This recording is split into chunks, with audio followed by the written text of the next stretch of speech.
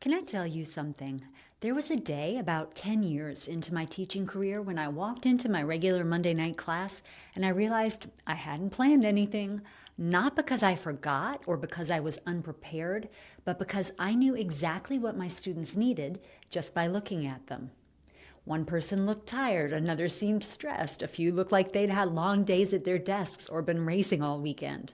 And without conscious thought, I started guiding them through exactly the sequence that would serve them best. It flowed naturally, it felt effortless, and afterward, multiple students told me it was exactly what they needed. That's when I knew I had crossed into what I call phase 4 of the yoga teacher success timeline. Welcome to Yoga Teacher Confidential. I'm Sage Rountree, and today we're diving into phase 4 of the Yoga Teacher Success Timeline, what I call the Thriving Teacher Zone. To catch up on the previous episodes of this series, look for the overview in episode 44.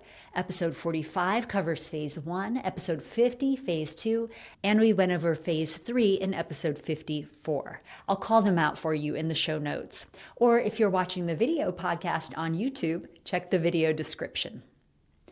If students are seeking you out specifically for your teaching style, if planning has become intuitive, if you're finally experiencing the joy you thought teaching would bring, this episode is for you. Phase 4 is where the magic happens. This is what you probably imagined teaching would feel like when you first signed up for your 200-hour yoga teacher training. But here's the thing, you couldn't have jumped straight here to phase 4. Every phase before this was building toward this moment. Here are the signs that you are in phase 4. Students seek you out specifically for your teaching style. You're not just filling a time slot anymore. People are rearranging their schedules to come to your classes. They tell their friends about you. They follow you if you change studios. Your planning time is minimal while your teaching quality is high. You might spend 15 or 20 minutes thinking about a class instead of hours. You know your material so well that you can adapt on the fly while maintaining excellent structure and flow. You're able to confidently adapt to any group that shows up.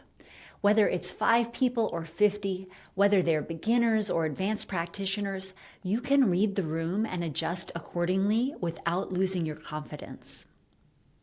You have a diversified teaching portfolio. You're not just teaching weekly classes anymore. Maybe you're offering workshops, privates, retreats, or even training other teachers. You have multiple income streams from your teaching. You have sustainable income from teaching. This might mean different things to different people, but you're able to support yourself doing work you love without constantly worrying about money. You have true enjoyment of the teaching process. You look forward to your classes. You leave feeling energized rather than drained. Teaching has become a source of joy and fulfillment, not just a job. You have an authentic teaching voice developed. You're not trying to sound like anyone else anymore. Your personality comes through in your teaching in a way that feels natural and genuine. The big theme of phase 4 is integration. All the skills you've been developing, sequencing, cueing, holding space, managing groups, adapting to different needs, these have all become so natural that you can access them without conscious effort. It's like learning to drive. Remember when you had to think about every single thing? Checking your mirrors, signaling, steering, braking. Now you probably drive while having conversations, listening to music, even thinking about other things, or listening to this podcast because the mechanics have become automatic. That's what happens with teaching in phase 4. The technical skills become so integrated that you can focus on the art of teaching, the subtle art of reading energy, creating connection, and facilitating transformation. Now, I want to be really clear about what thriving actually looks like because it might not match what you see on social media. Thriving doesn't mean you're booked solid every hour of every day. It doesn't mean you have thousands of Instagram followers or that you're leading retreats in Bali every month. Thriving means you're sustainably doing work you love with people who appreciate what you offer. It means you've found your groove and you're operating from a place of confidence and joy rather than from a place of anxiety and scarcity. For me, thriving looked like having my regular classes full of students who came week after week, year after year. Some of my Monday night regulars have been with me for well over 15 years. That consistency, that deep relationship with students over time, that's thriving. Thriving means embracing the randomness that sometimes happen when you are in a niche like mine, teaching yoga to athletes. Just yesterday, I went to work with the UNC football team, and while we had a session meant to start at 3:45, I had one player show up at 3:30 with a meeting he needed to attend at the top of the hour, but he was really eager to get in his practice before his meeting. Then another guy came along about 5 minutes after I had begun with the first, and we got him into the mix. But the two of them were really deep into an asymmetrical sequence of reclining twists down on their back when the actual 3:45 crew rolled up. So then I found myself teaching, quite literally, 2 yoga classes at the same time. One to the guys who had gotten the early start and one to the guys who were on time. And instead of thinking, oh no, what do I do? I embraced the challenge. I thought it was pretty fun. I had the new guys go into some symmetrical reclining poses while we wrapped up the asymmetrical poses on the other side. Then we all made a position shift to prone and went together from there. I know I'm in phase 4 when I feel like this is a good time and not cause for an anxiety attack or shutdown. Phase 4 also means being able to say yes to opportunities that excite you and no to ones that don't align with your values or energy. If someone asks you to teach a 6 a.m. class across town for low pay, you can decline without feeling guilty because you have other options. One of the most important shifts in phase 4 is understanding that you have something unique to offer. Not better or worse than other teachers, but something that is uniquely yours, the rasa, the flavor, your special sauce. I remember the first time a student ever told me, I've been to lots of yoga classes, but there's something different about yours. I always leave feeling exactly how I need to feel. That's when I realized I wasn't just teaching people poses. I was creating an experience that only I could create. Phase 4 is also where the compound effect of consistent, quality teaching over time really pays off. All those years of showing up, even when you didn't feel confident, even when you were still figuring things out, that builds a reputation and a following that becomes self-sustaining. Students start recommending you to their friends. Studios start seeking you out instead of you always having to audition. Workshop organizers invite you to teach because they've heard good things about your work. But here's something crucial about phase 4. With great power comes great responsibility. When your students trust you deeply, when they look to you for guidance, you have to be really clear about your scope of practice and your own boundaries. Over the 20 years I've been teaching, I have certainly had students who wanted me to be their therapist or their life coach or their spiritual guru.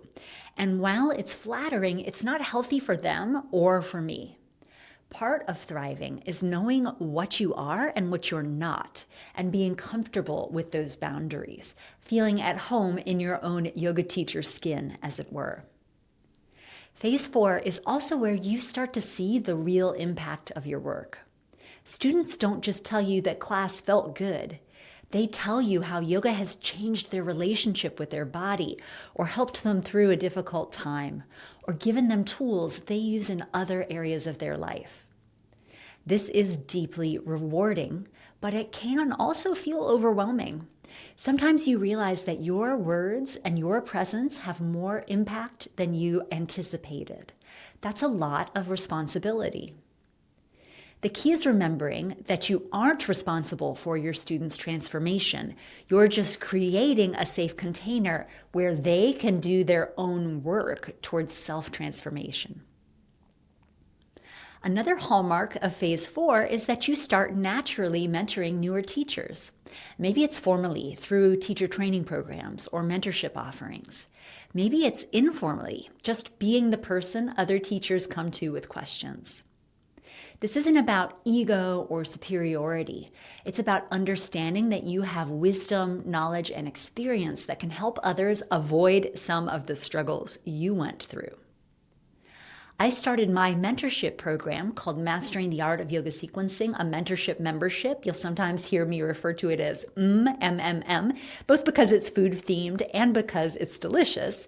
And I began it because I kept getting the same questions from newer teachers over and over again. Questions about sequencing, questions about confidence, questions about professional development. I realized I had developed systems and frameworks that could help, and it felt like a natural evolution of my teaching to welcome people in as mentees and make it fully half of the 300-hour advanced studies yoga teacher training that I offer at Comfort Zone Yoga, my virtual studio focused on yoga teacher development. Phase 4 is also where you might start thinking about legacy, not in a grandiose way, but in terms of the ripple effects of your work. The students you've influenced who become teachers themselves. The students you have trained who become yoga teacher trainer leaders themselves. The workshop attendees who take what they've learned and share it with their communities. So what do you do if you're in phase 4 or if you're working toward it and see it on the near horizon? First, develop signature sequences and approaches. You've been teaching long enough to know what works consistently well for your students. Start identifying and refining these signature elements. What makes your classes distinctly yours? You might develop a database or a recipe box, maybe even literally a recipe box that holds your unique sequences. This is something we work on together in Mastering the Art of Yoga Sequencing. Second, create higher ticket offerings like retreats or teacher mentorship. You have the expertise and reputation to charge premium prices for premium experiences. Don't undervalue what you've built. Third, refine your niche and become known for your specialty. Maybe you're the go-to teacher for athletes in your area, or maybe you're the one everyone recommends for trauma-sensitive yoga or restorative yoga or yoga nidra. Lean into what makes you unique. Fourth, maintain professional growth through continuing education.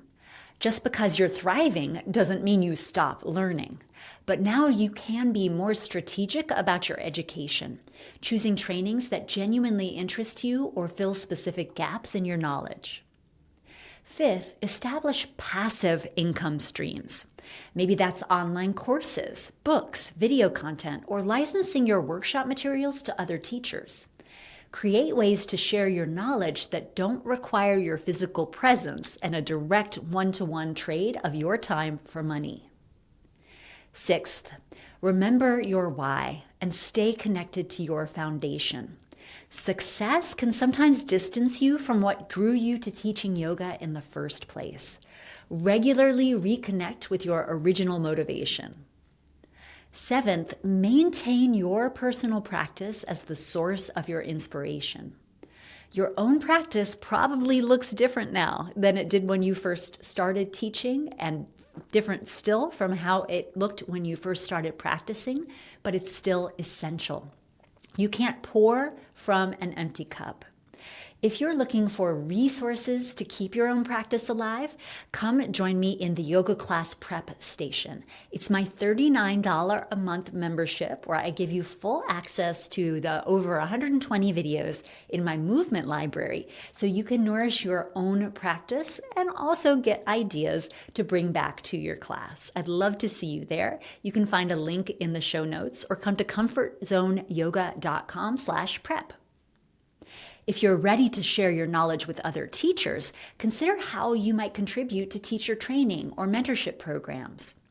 Mastering the Art of Yoga Sequencing includes opportunities for experienced teachers to support newer ones in our community, both within the mentorship program and by joining me for a live call in Comfort Zone Yoga. Maybe you've attended some of those. I offer them for free monthly in the zone at Comfort Zone. If you're interested in developing signature offerings for specific populations, Teaching Yoga to Athletes shows you how deep specialization can create premium opportunities. You'll be able to charge a lot more than you probably currently are.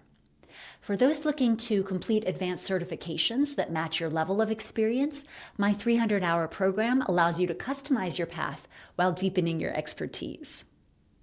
And if you want to contribute to the broader yoga teaching community, the Zone at Comfort Zone Yoga, my free space, offers opportunities for you to share your knowledge and support newer teachers through monthly calls and discussions. I love to see the amazing conversations that people are having with each other in the Zone. It's been my dream to get the ball rolling and then be able to step back and let it become a peer-supported space, and it is thriving in the best way. Now, the most important thing about Zone 4 is recognizing that you have earned the right to be here. You have put in the work, you've developed the skills, and you are making a real difference in people's lives. Don't let imposter syndrome make you think you got lucky or that you don't deserve the success you have created. You do deserve it. And remember that with the success comes an opportunity and maybe even an obligation to help the next generation of teachers find their way. You've moved beyond surviving, beyond struggling, beyond just getting by. You're thriving, and that is something to celebrate.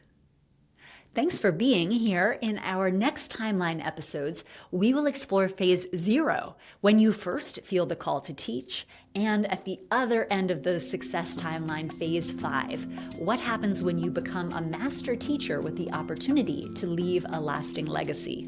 I'm Sage Rountree. This is Yoga Teacher Confidential. I'll see you next time.